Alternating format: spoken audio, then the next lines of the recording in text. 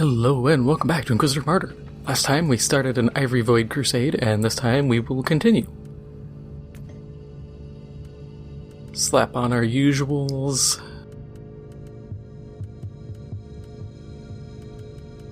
Which actually, we did get the Empyrean key, and you can only carry one at a time.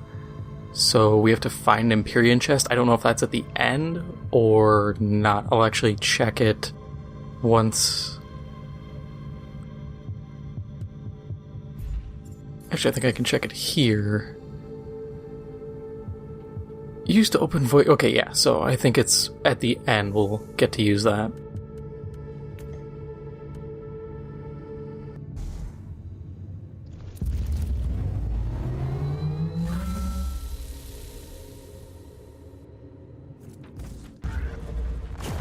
That was the wrong button, okay.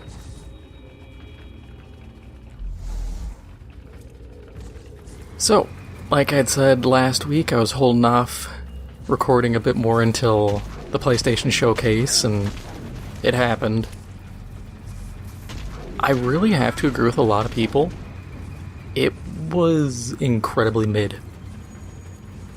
And I think that's being generous. Because, like, we had the announcement for Helldivers 2, which I was waiting for. I'm excited. Third person. Should be pretty goofy. I'll definitely play that a decent amount, because I loved Helldivers 1. Then there was Dragon's Dogma 2. We didn't get a release date, and I already knew it was being worked on, but cool to see we got more stuff for Dragon's Dogma. I still want to know what's going on with Deep Down, even though last I heard it was like, oh, it's kind of being worked on, but kind of on the back burner. I want to know straight up. I think at the end of the day, my guess is the fate of Deep Down will hinge on how Dragon's Dogma 2 performs.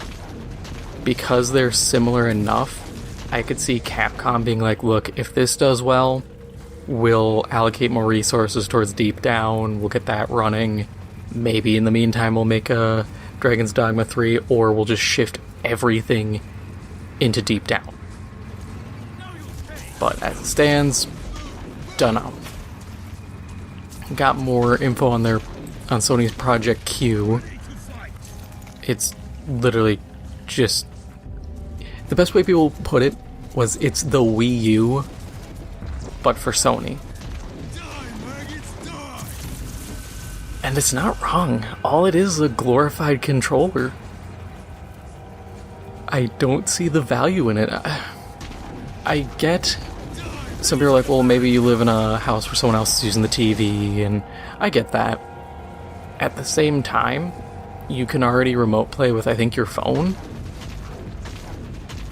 So why would I spend an unknown amount of money on that remote play feature again when you and I both know this is going to be a PlayStation 5 only thing. Sony is not going to be consumer friendly enough to be like, yeah, this will work for this gen, next gen. You know, you're going to get some good time out of this thing.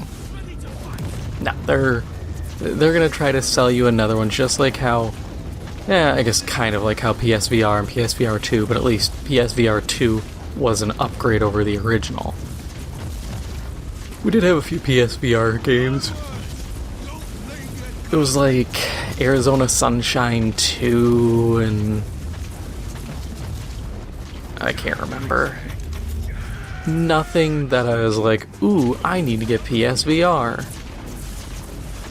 That's another one where I'll keep saying it. I think someone has to step in and make the big game. Because we have stuff like Into the Radius, which is like VR Stalker. We have another game that's like VR Tarkov. And that's cool. But I genuinely think what we need is like a VR MMO. But I don't know if that's even really a feasible idea. And until we get something like that... Actually, I think there is a VR MMO. But it's like generic fantasy. And I think that's where it kind of falls apart. I just remembered seeing a thing for a long time ago and I was like, oh, that's a thing.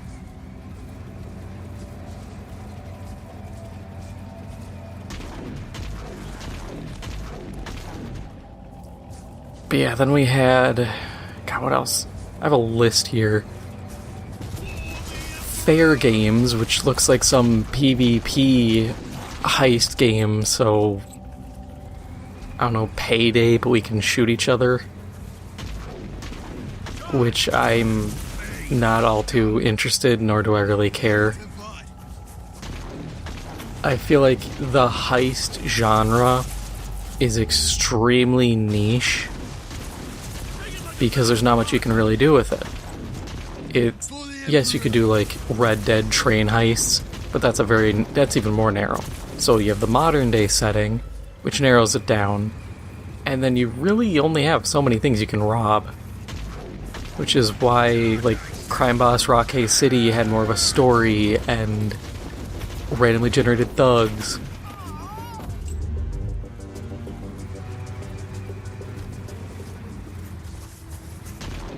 Oh, yawning like crazy, I don't know why. But yeah, Rock leaned more into the single-player experience. Payday has always been multiplayer, and they're making a Payday 3 that's supposed to come out, like, this year. So I don't know what this Fair Games is gonna really do that's unique. Because even though it is radically different, I do kind of put the finals in a similar vein. Yes, the finals is more of a game show, but the small team PvP over an objective that's money kind of goes together in my eyes.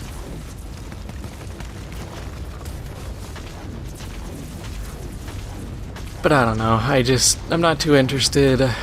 I'm not really eager for it.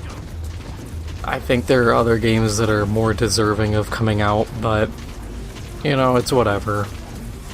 People are gonna make what they're gonna make, regardless of how I feel. There was a Square Enix, Square Enix, I don't know what is up with them. They are phoning it in super hard with this one.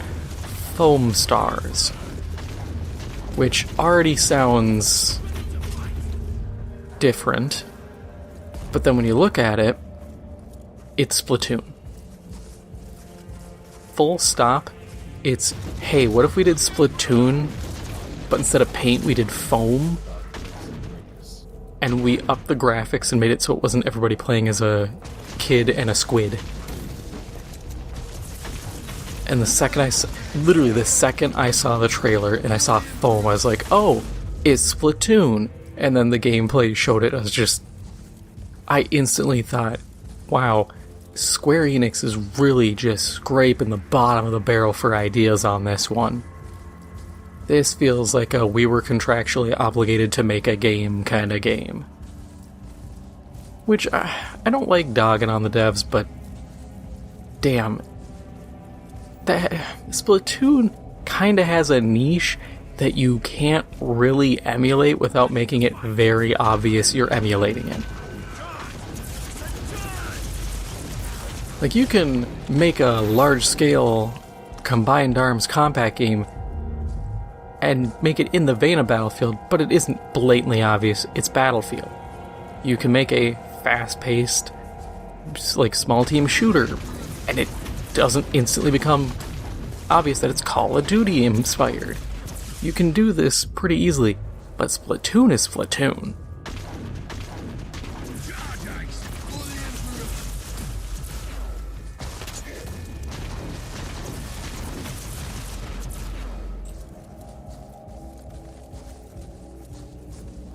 It just... no, I'm not too keen on it. I was just like, well, this is another hard pass. And there was some other ones, but there was, last one I really remember was Immortals, I think it is. Immortals of Avernum? Let me check the list. Yeah, Immortals of Avium, something. It looked like Doom, but instead of guns, you have a gauntlet that switches parts and shoots magic. Which I was like, oh. Okay. I get it, not everything can be the utmost creative design. But at the same time, when it gets a little too Doom-like, it becomes obvious. And I wasn't vibing with it. I was just like, okay. It's whatever. Oh, another one was, Bungie. Friggin' Bungie, man. So, first off, they show this trailer, and I'm like, oh, okay, this looks interesting. Sci-fi looking thing.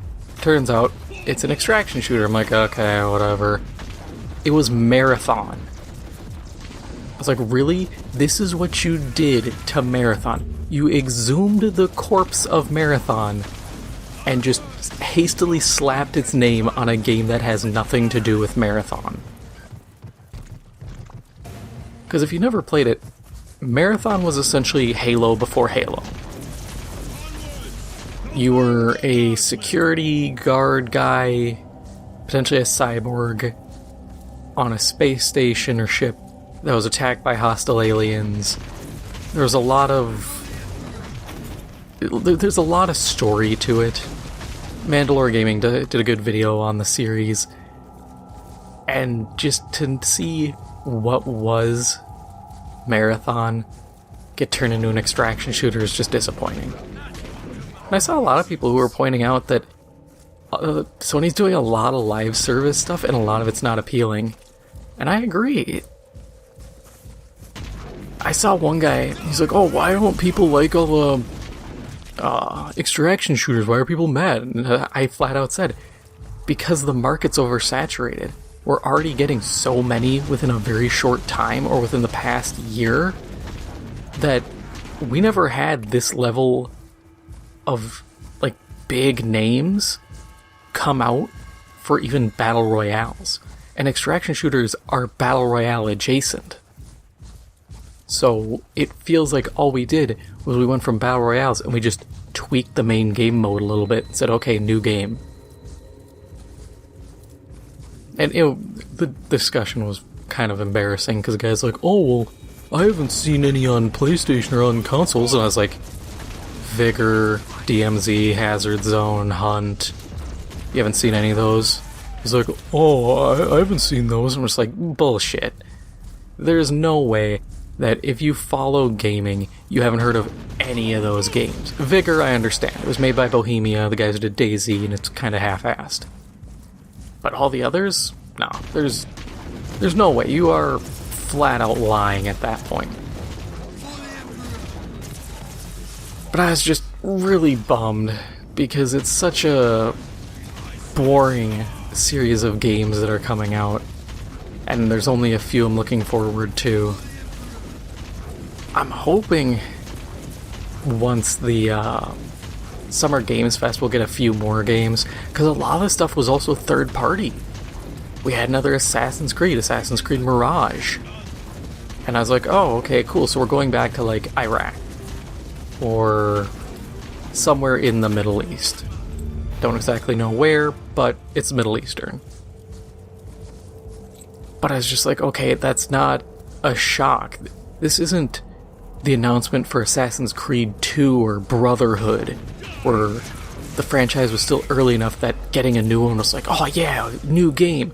Now it's like, oh, it's another Assassin's Creed. Okay.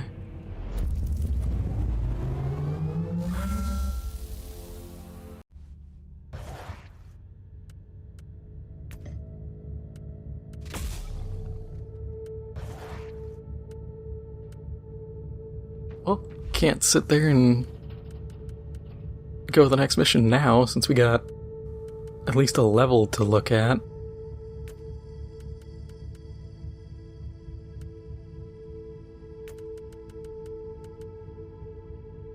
Oh yeah, I was gonna do a bunch of this stuff too.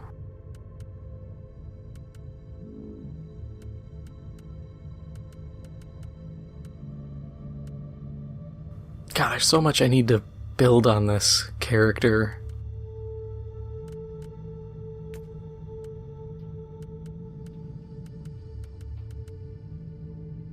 Yeah, we'll take Holy Shield, because that's 5% damage reduction.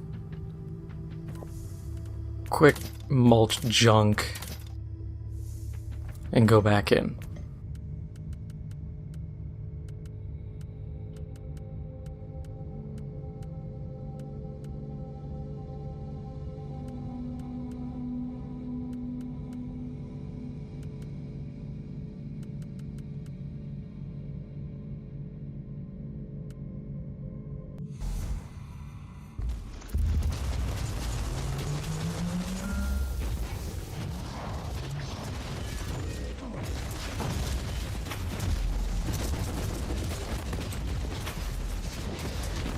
Okay, now that everybody's spawned in.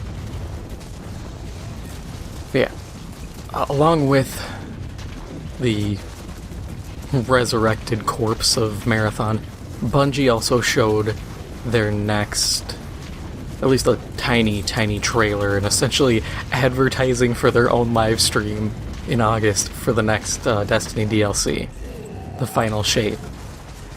And Cade 6 is back.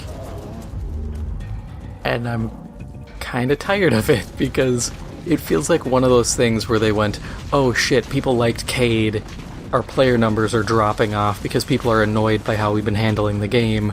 How do we get him back? Quick, resurrect Cade and make his death kind of pointless.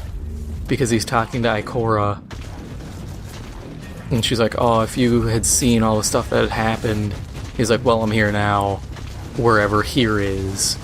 And he's got like glowing light in his eyes and mouth, so it's like he's resurrected or in like the afterlife. I don't know, I've lost track of that story, what little there was to track. And I haven't played Destiny in years, and I'm still burnt out. Like, I sit there and I'll be like, oh, I'll check on the game and see if it's worth me getting into now. And then I'll see just like, here's how you get god rolls. And then I look at the weapon crafting. And it's like, oh yeah, you just farm up these extremely limited resources to get a weapon blueprint, but it currently looks like you won't be able to get one in the season unless you buy the battle pass, so it's becoming pay to win. And then you have to level the weapon, and you unlock different parts you can slot in, and then you just straight up build it into a god roll. And I just sat here looking at it going, oh, this game's kind of butt cheeks. Which is sad. I've been working on a Destiny video, kind of what I'd want to see from Destiny 3. Because unlike a Destiny 3, their engine is still their old-ass engine they were complaining about when D2 first came out. And now magically it's like, oh yeah, it's not that bad.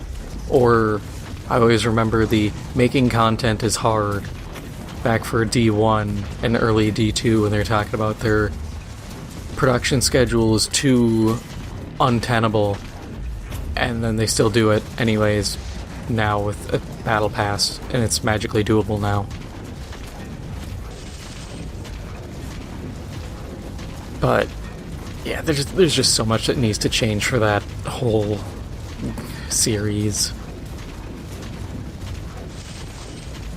Oh, and then another thing was we didn't see anything for the Last of Us multiplayer game, and the current rumor is that Sony either brought in Bungie to help, or like Naughty Dog asked Bungie for advice, and Bungie was like, yeah, no, you don't have enough stuff to retain players, this is gonna die really fast. Which, knowing how Destiny has been mismanaged and how Bungie's fumbled it and is leading to player burnout, I wouldn't exactly take their word on it and be like, ah, yes, the masters know what they're talking about. Like, nah, these guys have fumbled pretty hard. Hell, people realized and this is something you might realize if you play Destiny, you notice how the PvP has gone really bad for a while now? It turns out Bungie was pulling their PvP guys off Destiny and moving them to Marathon.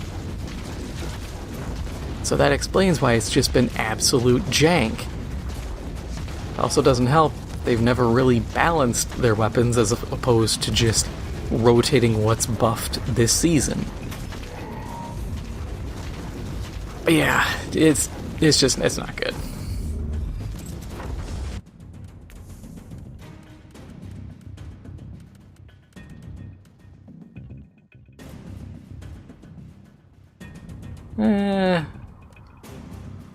We'll leave that still. I was contemplating using it, but I don't know. Not really in the need to rush XP or anything. But yeah, this PlayStation Showcase was just not very good. I know somebody, I will do my due diligence here and now.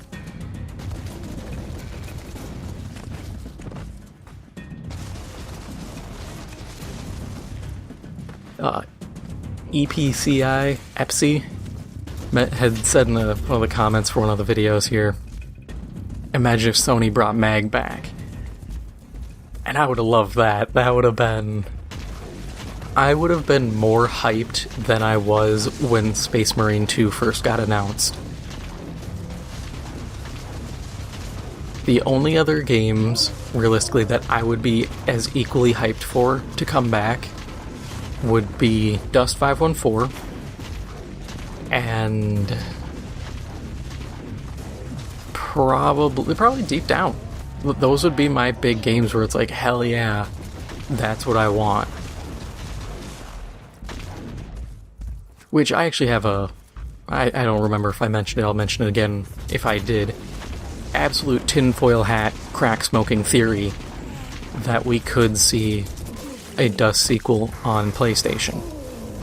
Because depending on the contract that Sony did with Crowd Control Productions, they might be able to leverage it and be like, hey, you're making a sequel, something, bring it to our system. And also the fact that games have evolved pretty well and allow a lot more, I guess, flexibility in terms of crossplay. I mean, look at Warframe. Warframe's managed to pull off crossplay really well. And EVE always had a test server, so it's not like updates would be like impossible to roll out. You'd have your test server, which I would say is, I'd make it PC only, if we're being honest.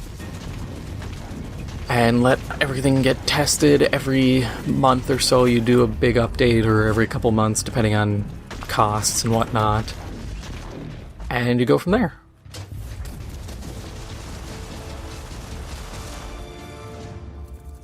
Yeah, I wish we'd get something. This showcase just did not stand out. If I were to give it a grade, I would give it probably a 4 out of 10. And it's only that because of Helldivers and Dragon's Dogma. If it weren't for those, it would have been a 2 or a 1. Because it was just mostly third party, really bland. Stuff like, oh, there's gonna be Resident Evil 4 VR. Yeah, we already knew. Nobody cares. That is advertising that isn't really needed. Or you save that for like Summer Games Fest, because that's not even an exclusive.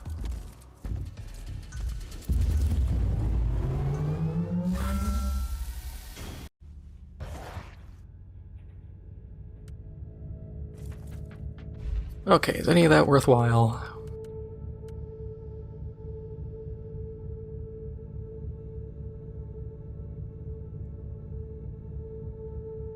See,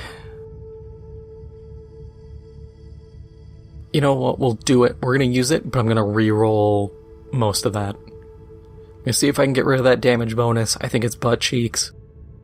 Oh no, it's a plasma caliber beta. Never mind, it's getting dumpstered. I realized it as I was looking, and yeah, it's not worth it.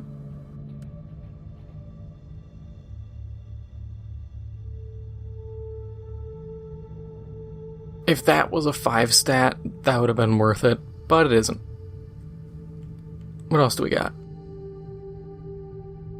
Nothing I can identify, so... Oh, it was this one. Ooh.